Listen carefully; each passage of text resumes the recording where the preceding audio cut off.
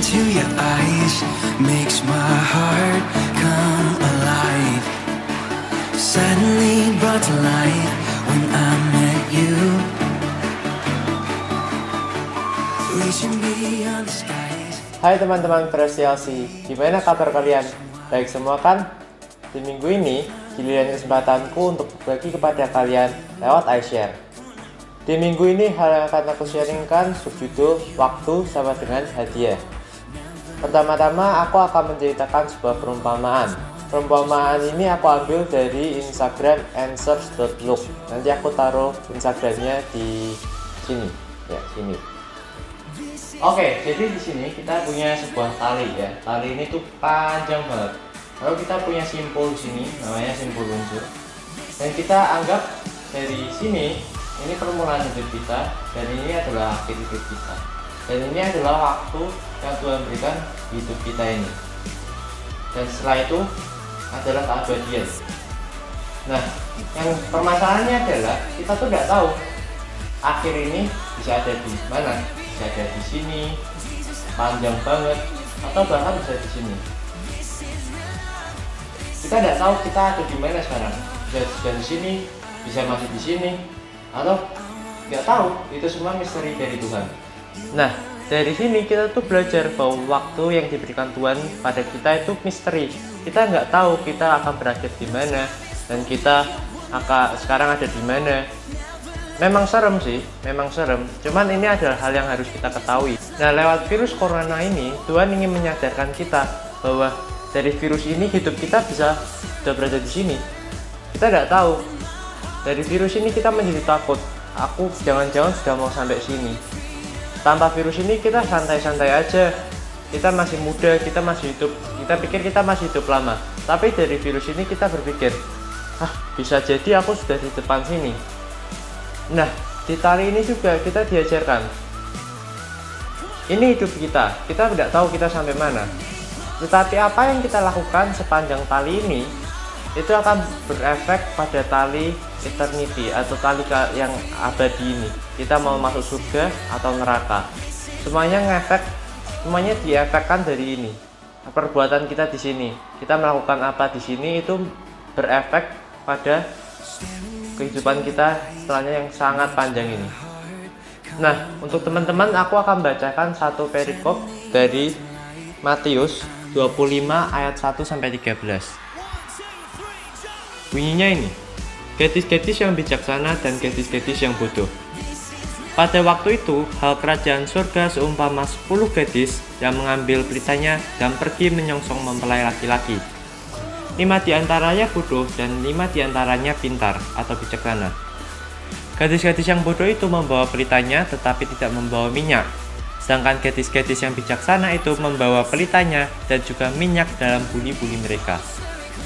Tetapi karena mempelai itu lama tidak datang-datang juga, mengantuklah mereka semua dan tertidur.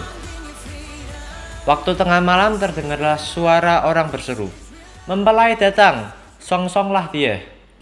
Gadis-gadis itu pun bangun semuanya, lalu membereskan pelita mereka. Gadis-gadis yang bodoh berkata kepada gadis-gadis yang bijaksana, "Berikanlah kami sedikit dari minyakmu itu, sebab pelita kami hampir padam." Tetapi jawab gadis-gadis yang bijaksana itu, "Tidak, nanti tidak cukup untuk kami dan untuk kamu. Lebih baik kamu pergi kepada penjual minyak dan beli di situ."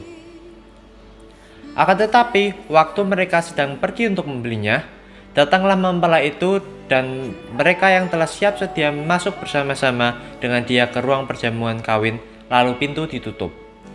Kemudian datang juga gadis-gadis yang lain itu dan berkata, "Tuan, Tuan, bukankah kami pintu?"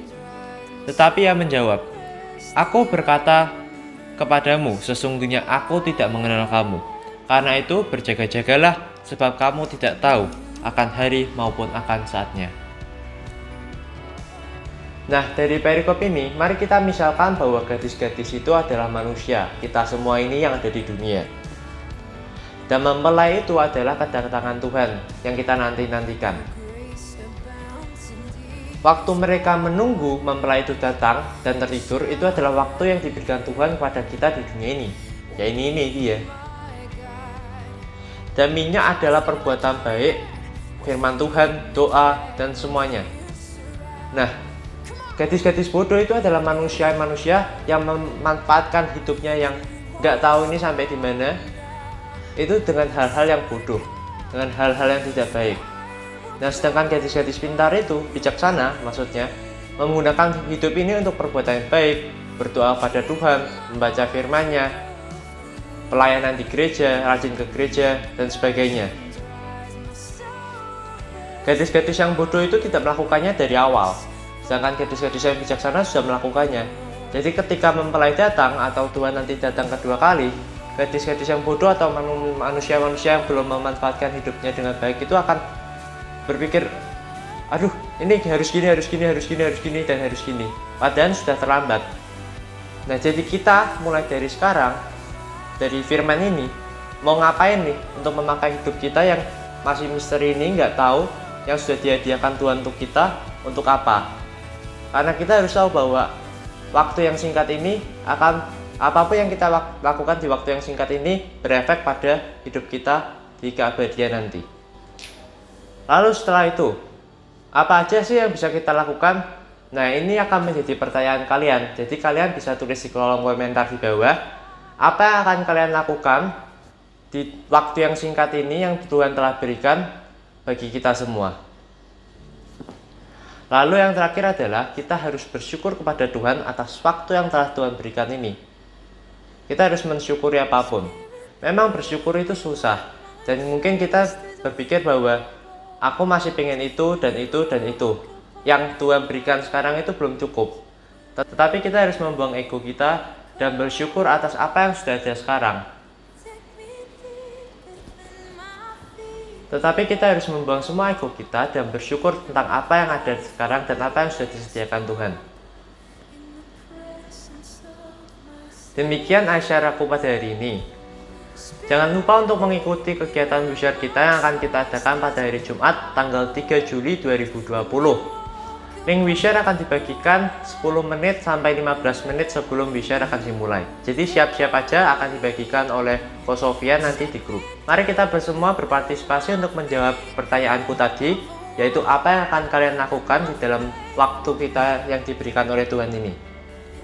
Tulis jawaban kalian di kolom komentar supaya teman-teman kalian juga diberanikan untuk menjawab pertanyaan ini di kolom komentar. Terima kasih telah menonton Asyar pada hari ini. Tuhan berkati.